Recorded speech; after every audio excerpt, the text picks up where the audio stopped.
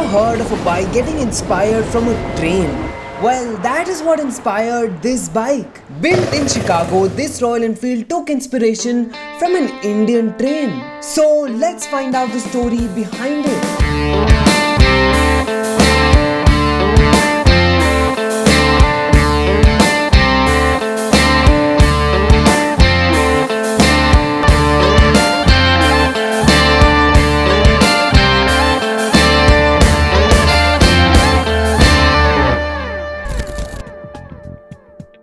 So, we recently sat down and we were like, we have to think of, what is Federal Moto and kind of like what we stand for and, what we're known for, right? So, we're like community, culture, we build kind of unique motorcycles. We're a motorcycle shop, we're motorcycles, right? You can't take it too seriously.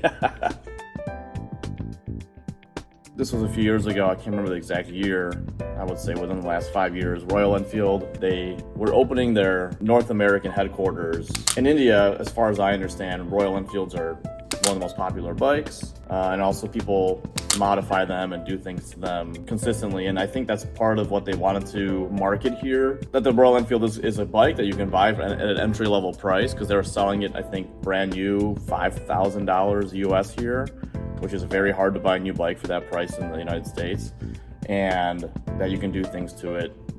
So they reached out to a lot of local builders, including ourselves, to say, hey, we're going to give you a Royal Enfield for free. We just want you to do what you do and create something unique, and we'll support you in any way we can to do that. Royal Enfield basically gave us a bike for free, which was amazing. And also, once we finished it, we were able to sell it as well and basically recoup any money we spent on that bike and our time. So that was the deal.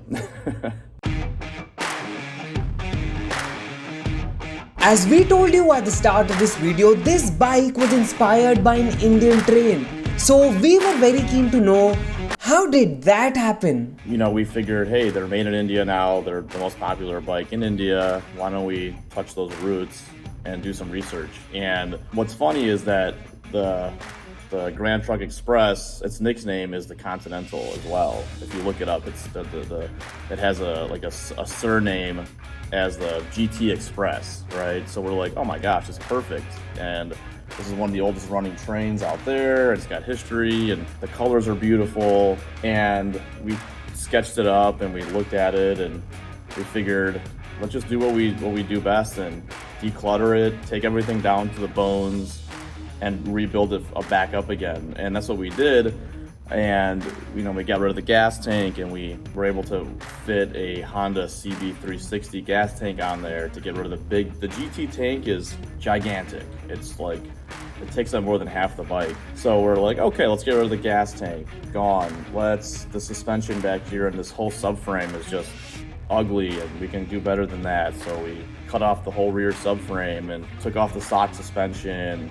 And at that point, when you're looking at it, you can really see that the motor is a good size and the bike balances very well.